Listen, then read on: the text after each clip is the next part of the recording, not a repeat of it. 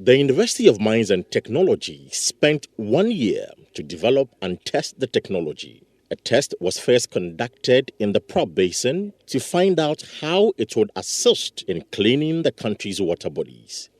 Vice Chancellor of the school, Richard Kwesi, who led the demonstration, assured government of the usefulness of the technology and explained how it would work. There are particles that can settle by themselves when they fall into water. And there are particles that need to be helped to settle. And the ones that we see in our waters are particles that need help to settle. So when we say they need help, some of these particles have got charges. So because of the charges, they remain in suspension. The chemicals we are going to use would neutralize the charges on the particles and force them to settle.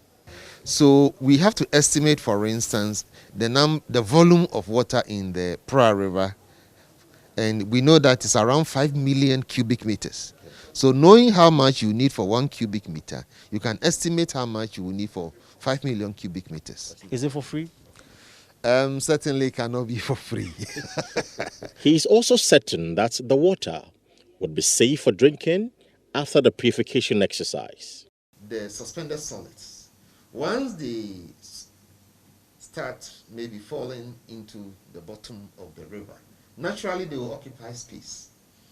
But in terms of maybe causing the river to die, as you put it, no, there's no way they can do that. Indeed, the current situation can cause the river to have challenges than when we start solving it. Because if you clear it, then sunlight can penetrate through the river, the fishes can have more life, the grass and everything inside the river can have more life.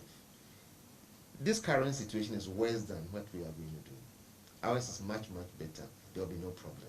Even if you take a sample of the water and you run a multi-element test on it, none of the elements you see in the water would have any adverse effect on human life or even fish life or even grass life.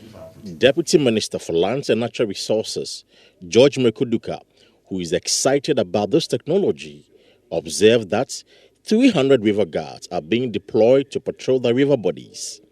In his view, the deployment is to realize the objectives of the technology. You know, Pra is now cleaned.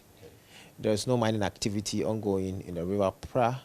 And I can tell you, we're going to also institute the river guards who will also be continuously protecting our river bodies for sustainability. So it's not a matter of a 9-day wonder activity. We're going to have boats provided, drones will be patrolling,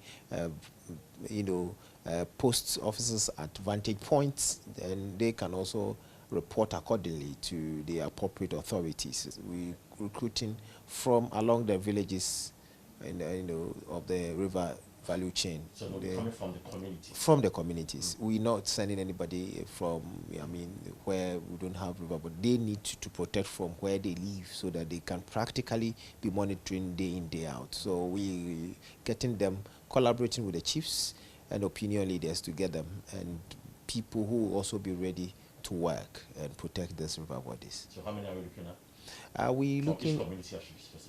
We're looking at piloting the PRA for now and take it from there. So we're looking at getting no less than 300 for a start.